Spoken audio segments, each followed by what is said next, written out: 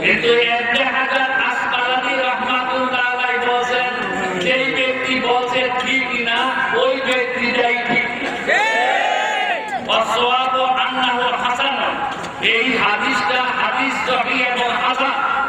উনি ফতোয়া দিয়েছেন রহমানী, জসিমউদ্দিন রহমানী তার কিতাবুল আকায়েদের 431 পৃষ্ঠার মধ্যে এই হাদিসটা উদ্ধৃত করে ওই কালা ইবনে জওজি আন্নাহু মিনাল মাওজুআত, এক ইবনে জওজি বলেন এটা ঠিক না মওজু।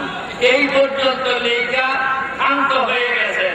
সামনে যে ফতোয়াটা ইবনে হাজার আসকালানী কালা আসওয়াব আন্নাহু হাসান, উনি যে ফতোয়াটা দিয়েছেন যে হাদিসটা বিশুদ্ধ, হাদিসটা হাসান হাদিস, সঠিক হাদিস, ওই কথাটা আর লেখে নাই।